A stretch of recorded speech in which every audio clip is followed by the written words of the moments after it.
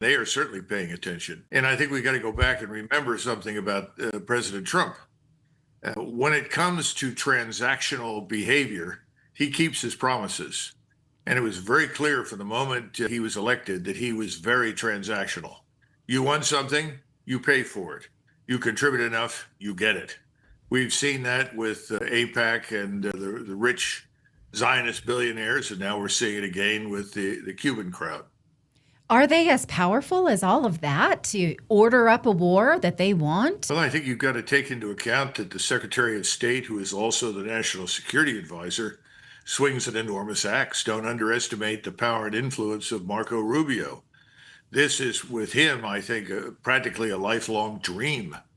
His hatred for the Castro regime is probably beyond estimation. So he is absolutely determined to do this. And there are also other interested parties. No doubt President Trump and many of the billionaires that are close friends of his, we don't need to name them, but we know who they are. They're very much in line with the war against Russia, the war against Iran.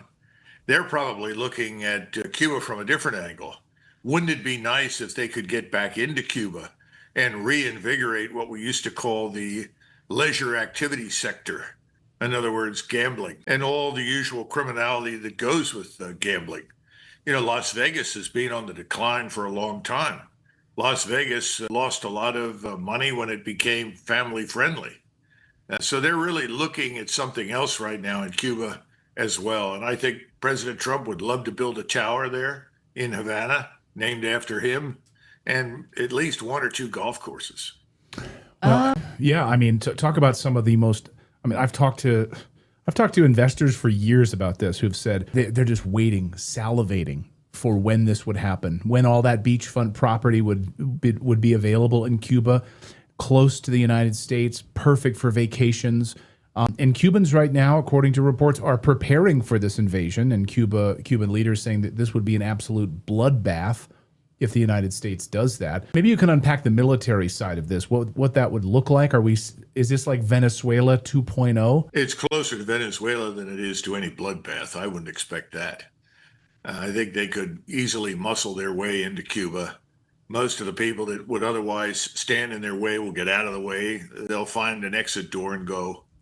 So I don't think that's the issue, but I think we ought to consider the history down there. We actually went into Cuba more frequently during the 20th century than we did in any other country. We invaded the place 3 times, and 3 different times we established new governments. 3 different times we occupied it, at least temporarily. We established a base at Guantanamo, as we all know. We stayed in Puerto Rico, which we acquired during the Spanish-American War, the same time we went into Cuba for the first time. And each time we had a hand in rewriting the Constitution. In fact, the last time we went in there, we actually wrote the Constitution and we supervised elections.